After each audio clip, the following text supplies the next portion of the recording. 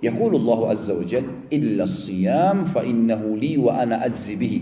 Taraka syahwatahu wa ta'ama wa syaraba min ajli, lis-saimi farhatan, farhatun inda fitri, wa farhatun inda liqa'i rabbi, wa la khalufa musayim attabi inallah min rihil misk.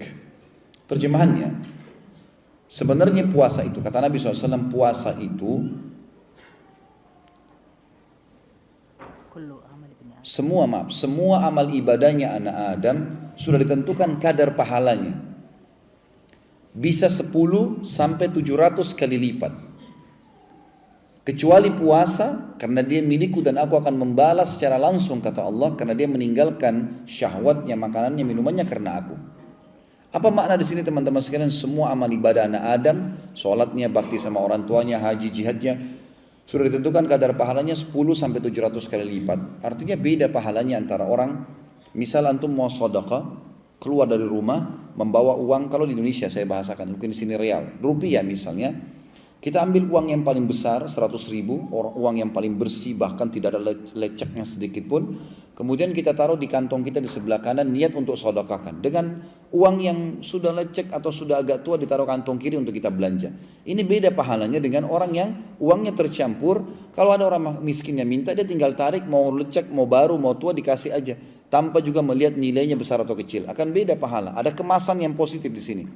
Beda pahalanya antara orang yang terbangun tengah malam jam 3, lalu dia sholat tahajud tanpa diprogramkan. Beda dengan orang yang dari sebelum tidur sudah niat mau sholat malam, sudah bunyikan jam beker, pada saat bangun juga sebelum tidur dia sudah siapkan sejadah dengan dibubuhi minyak wangi. Mungkin kalau akhwat kita mau kenahnya dengan bersih, ikhwat kita kopiahnya dengan bajunya bersih. Seperti Abu Hanifah rahimahullah, setiap malam kalau mau sholat tahajud beliau selalu pakai baju baru. Setiap hari baju baru. Rahimahullah. Jadi karena ingin tahu, ingin bertemu dengan Allah. Seperti kalau kita ketemu dengan raja atau presiden, kita akan pilih baju yang terbaik. Maka ini dilakukan oleh Abu Hanifah rahimahullah.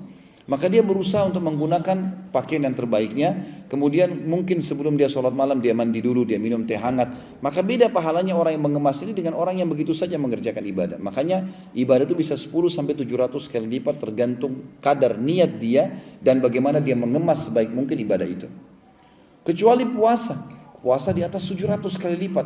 Karena kata Nabi SAW, kecuali puasa. Karena Allah berfirman, dia milikku dan aku akan membalas langsung, sebab dia meninggalkan syahwatnya, makanan, minuman karena aku.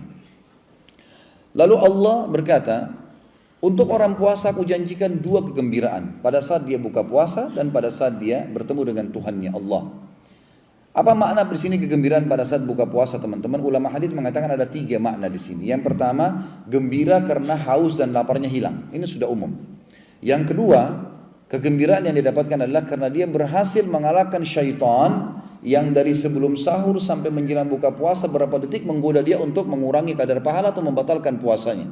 Begitu dia azan maghrib, dia berarti dia sudah menang. Seperti orang kalau lomba lari sudah sampai garis finish, musuhnya nggak bisa buat apa-apa lagi. Ini kegembiraan pada saat buka puasa.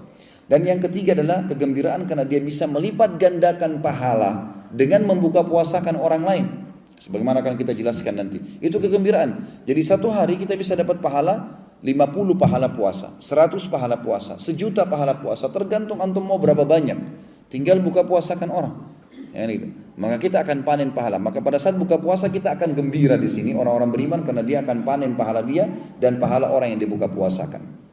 Sementara kegembiraan yang kedua adalah pada saat bertemu dengan Allah, artinya dia akan masuk ke dalam surga. Dan penutupan hadis, dan bau mulutnya orang yang puasa lebih wangi di sisi Allah daripada bau kasturi. Apa maknanya kalimat ini teman-teman sekalian? Tahu kasturi ya? Di sini pasti ada. Minyak kasturi biasanya mahal sekali ya, kalau yang asli itu. Tapi perlu digarisbawahi juga tidak semua orang suka baunya kalau yang buatan manusia ini, yang ada di dunia. Lalu kenapa penggunaan kalimat kasturi di sini? Jawabannya hampir mirip dengan di surah Ar-Rahman disebutkan di surga akan ada kurma, ada anggur, ya, ada delima. Dalam surah Al-Waqiah ada pisang disebutkan. Ini kata ulama adalah hal-hal yang sama namanya dengan di dunia, tapi beda bentuk, beda aroma, beda cita rasa. Jadi misal masalah kurma di surga, baginda Nabi SAW bersabda, sesungguhnya satu butir kurma di surga, satu butirnya seperti tempayan besarnya. Tempayan tempat makanan yang besar, bisa 10 orang makan. Satu butir kurma. Putihnya lebih putih daripada susu, manisnya lebih manis daripada madu, dan lembutnya lebih lembut daripada bui. Tidak akan pernah kita temukan di dunia ada kurma seperti ini. Warnanya putih, lebih putih dari susu. Yang kita tahu adalah coklat, hijau, merah. Tapi putih nggak akan pernah ada kurma putih. Dan rasanya lebih manis daripada madu dan lebih lembut daripada bui. Tapi seperti itulah. Makanya kata ulama yang disebutkan di surga adalah sama dari sisi nama dengan dunia tapi beda dari sisi bentuk, aroma dan cita rasa. Begitu juga dengan kasturi. Kasturi surga beda teman-teman sekalian dengan kasturi dunia. Banyak sering digunakan kalimat ini ya, seperti misalnya selain bau mulutnya orang yang puasa di sisi Allah lebih wangi dari bau kasturi, juga ada hadis tentang orang yang mati syahid. Yang kata Nabi SAW, orang yang mati syahid akan menetes darah dari lukanya dan mengeluarkan wangi lebih wangi dari bau kasturi atau sebagai semerbak kasturi, gitu kan? Maka kata para ulama ini adalah kasturi akhirat. Dan yang dimaksud dengan kalimat Nabi SAW, sesungguhnya bau mulutnya orang yang puasa di sisi Allah lebih wangi dari bau kasturi adalah ahli surga yang rutin puasa. Nanti kalau dia ngobrol dengan ahli surga yang lain dan di surga itu, mulutnya mengeluarkan bau kasturi yang wangi. Dan ini tidak berlaku bagi orang yang tidak puasa. Misal, ada orang meninggal tidak sempat puasa Ramadan. Mungkin karena kejahilan atau kena maksiatnya, lalu dia masuk neraka dulu dibersihkan dosanya, lalu dia masuk ke dalam surga. Nanti dia nggak dapat fasilitas itu. Jadi ini bukan maknanya teman-teman. Kalau kita baca dalam hadis misalnya, teman-teman baca buku, oh bau mulutnya orang yang puasa lebih wangi di sisi Allah dari bau kasturi. Bukan kita datang ke teman kita lagi puasa gini, ini cium bau mulut saya, kita tiupin ke dia. Itu bisa pingsan dia nanti. Karena pasti bau mulut kita ada, gitu kan? Jadi bukan itu yang dimaksud ya. Kalau antum lagi baca hadis ini, fahami. Ini maksudnya di akhirat nanti di surga. Kalau sudah masuk, bau mulut kita lebih wangi dari kasturi di surga nanti. Ini yang dimaksud. Orang puasa juga teman-teman sekalian kayak kita sekarang, ikuti dua syarat mutlak yang sudah masyhur. Hadisnya saya yakin sudah sering didengar. Adalah sabda Nabi SAW, hadis Bukhari Muslim, man sama Ramadana imanan wahtisaba ghufira lahu ma taqaddama min dzambi. Untuk menambah ekstra yang kita bisa dapatkan lagi puasa, selain pahala yang lebih besar sampai 700 kali lipat mengalahkan ibadah-ibadah yang lain, juga kita bisa membersihkan semua dosa kita dengan puasa itu. Dan setiap hari ada pembersihan dosanya. Sebagaimana sabda Nabi SAW, siapa yang berpuasa Ramadan karena keimanan dan mengharapkan pahalanya, dua syarat, maka dibersihkan dosa-dosanya yang lalu. Apa maknanya keimanan teman-teman sekalian? Keimanan artinya semua orang pun tidak puasa, saya tetap puasa. Enggak ada urusannya antara saya sama Allah. Itu makna keimanan. Jadi bukan puasa karena enggak enak sama teman, enggak enak sama atasan, enggak enak sama pasangan hidup, enggak enak sama lingkungan, enggak. Memang karena Allah, itu keimanan. Siapa yang berpuasa karena keimanan, yakin ini perintah Allah dan mengharapkan pahalanya, maka dibersihkan dosa-dosanya yang telah lalu. Puasa ini teman-teman harus diikutkan seluruh anggota tubuh kita puasa.